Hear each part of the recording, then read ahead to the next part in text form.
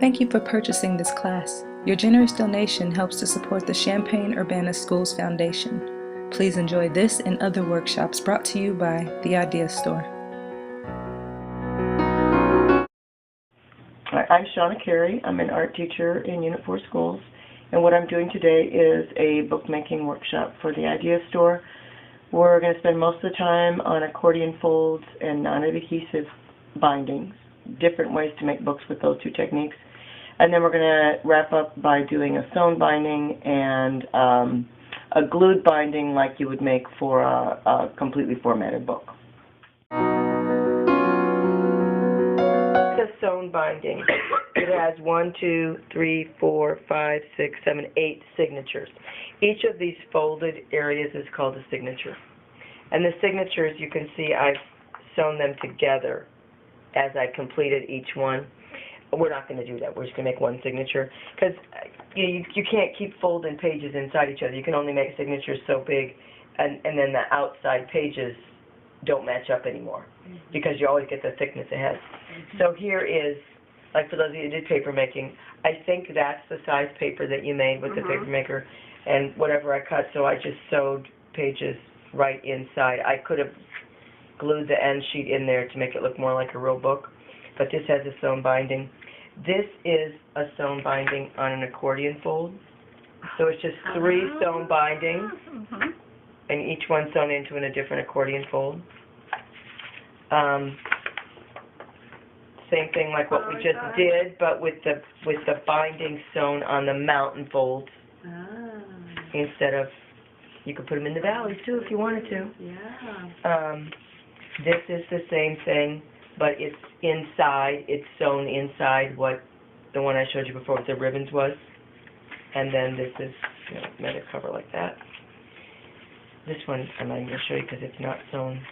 This is sewn and actually put inside a book. So the signature is sewn to the red end sheets. The 2 pieces of cardboard have been covered with the tie-dye paper, and that really is just tie-dyed paper. Is it just dipping it? Which folding it and dipping it. That's a lot of fun. And that's what this one is too. Oh, It's just a tie-dyed paper. Mhm. And this is actually a project that, we did with kids where they did an alphabet books. It's done by 7th graders, I think, with a lot more sewing going on. This has many stitches. We're only going to do a few. To do our sewn binding, what I want you to do is take these. I gave you 6 sheets of paper. It's not very much. I just want you to fold them each in half individually and crease them. And then once each is folded, put them inside each other like a signature. But you don't want to fold them all together. You want to fold them each individually, just because even though I don't measure, we need to be precise with our creasing. So I think I made some here, and I'll fold those right here. So we're just going to... And I just took paper you had here and cut the tops of it off. This was clinical data sheet. That's lovely. I thought it was nice, very narrow lined paper. I love narrow rules.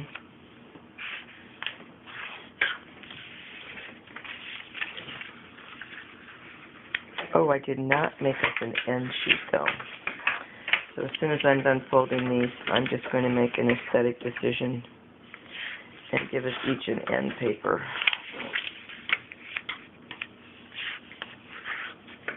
Like that. A few paper clips. Yes. We need 8 paper clips. We're just going to clip these together so they don't... So it doesn't really matter. Right, exactly. So what we're going to do is put the signature together with red on the outside. And then we're going to clip it here and here so that it just stays together. And you can... I gave you 6 sheets of paper, and you can see when you fold it that the middle sticks up a little bit because the middle's higher. So I don't think I'd go with more than like, I'm going to need 2 over here too, please. More than like 8 sheets of paper, depending on the thickness or the thinness of your paper. So you want to put a clip here close to the spine and a clip here close to the spine. So just to stabilize. Yeah, that's all you're doing is holding those things in place. So we've got our clips. This is my big format example I use for my students. I showed you that one book had a lot more sewing. And it's a very simple process. You're simply making sure that when you get done you have a stitch on each side. So what you do, I like to start in the middle of the book so I can tie it off in the middle. You take a single piece of thread and you start in the middle and go down. And you come up the next hole, down the next hole. Right, so we've got one stitch on each side on half the book, right? There's a stitch. Then you simply come up from the back, so now you've got your stitch on both sides. You go across the middle. You make one big stitch, so you miss the middle. You miss the middle. And then you come up here, and down here. And this time you come up in the middle. So now we'll have all that covered. So you come up the middle, and you want to come up on the opposite side of that big stitch. And you just tighten it and tie it off in the middle. Very simple. And it's really easy to do with kids. If you want your book to be more secure, you can make as many holes as you want to, measure them out in a way that I wouldn't, but you would want to measure them out. And you always want an odd number. And you just sew that one side, and you always miss the middle. And you could put your knot back here, so if you were making a book with, we'll see if this one, how this student did it. See this tie? I like the idea of seeing the tie myself.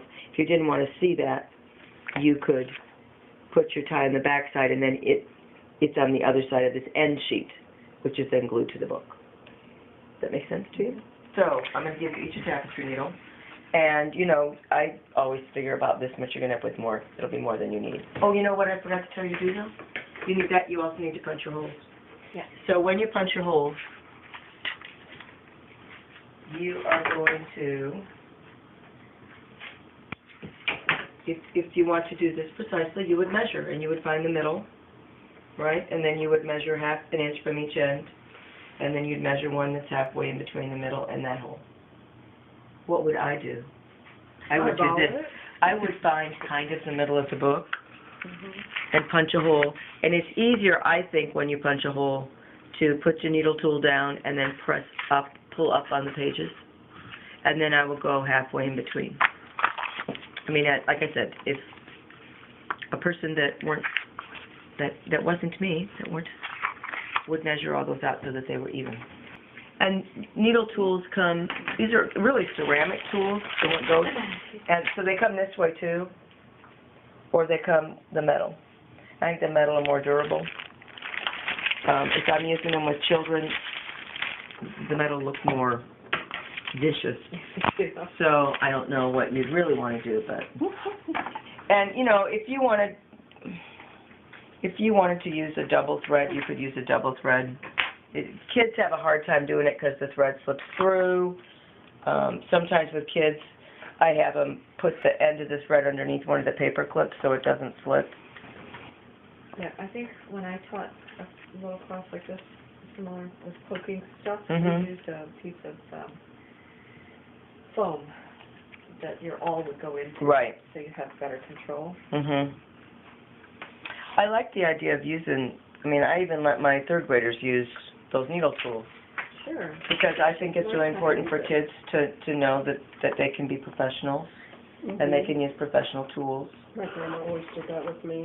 And I think it's a huge difference for kids. I was really insulted when I went off to first grade because I had to get the rounded edge scissors, and they were worthless. I came home and I was like, Grandma, you can't cut anything with these. She's like, I know, it's ridiculous. Well, my son did manage to cut his shirt with one in preschool. He was so upset about it. I He thought had he was going to be mad. a first grader cut her hair one day. One of her little friends from her table came up to me and said, Mrs. Carey, Madeline cut her hair. If you want to make like this be a whole book, right? Like you want a cover like this one to put it into. You've got your end sheets that you'll glue down, and I have enough time. I'm going to show you how to do that. So what you need is one sheet of paper that's big enough for your two covers. And your cover should just be slightly larger than this because you want your end sheets to glue inside. And I hope I did those, given my lack of accurate measurement. These may kind of fit, you know, we'll see. All right?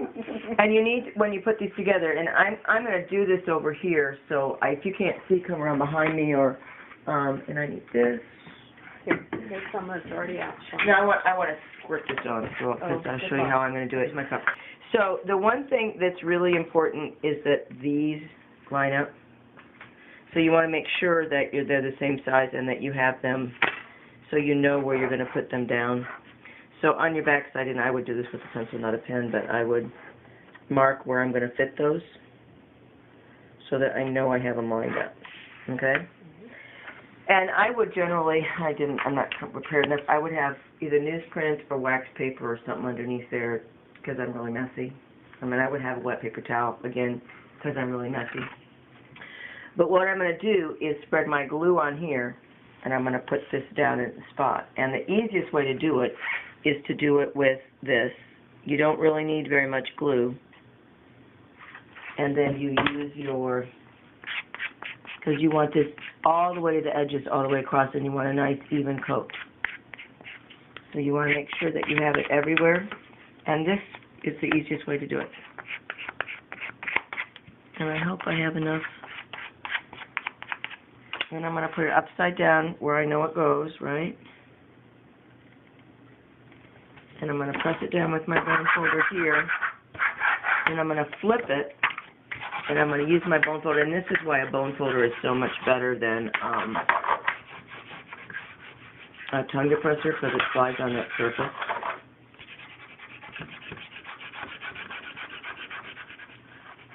I'm going to do the same thing with my other side.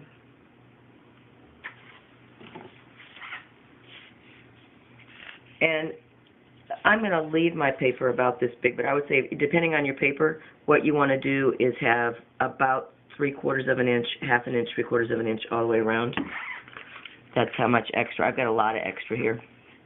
And I'm going to trim it down afterwards since I'm rushing.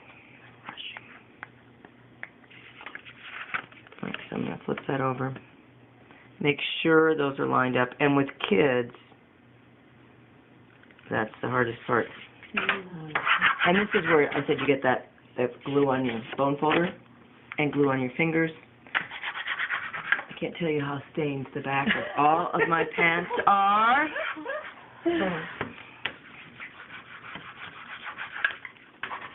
And it's real important that you don't want air bubbles underneath there. Okay. Now, what you want to do is miter these corners. Can you see what I'm doing here? So what you do is take a piece of, that's for you to wax paper and get started. Okay, I'll watch. It is, except it'll get on my book cover. Oh, yeah. So wax paper's good. Or what I do is I cut newsprint. I cut the binding off, or I tear it in half, so I just have a whole stack of it if I'm doing a lot, and then I can tear it off and just toss it on the floor. All right, so you want these mitered, and to do that, you want to take whatever thickness your covers are, you take a piece that's that thickness, stand it up so it's at a 45-degree angle here and here. Does that make sense to you? Mm-hmm. So, and that's where you're going to cut. And again, if you were more precise than I, you might actually get a protractor or a triangle. But close is good enough for me here. Such a valuable tip. Right, and you need it that extra little, just the thickness of your mat board, okay? Or whatever you're using for your covers. So now I'm going to trim that down. So I'm not cutting it right to the edge of my covers, right? I've got that little bit of space. It's one of the things that you would do and then curse yourself about it later. Yeah, because it ruins the whole look of your book if you don't have. And then you're going to take your bone folder before you do any gluing, and you're going to, so you've got that tight against there, and it knows where to fold. And it doesn't really make any difference which folds you do first. I think it's probably easier to do the short folds first, just so you get the hang of it.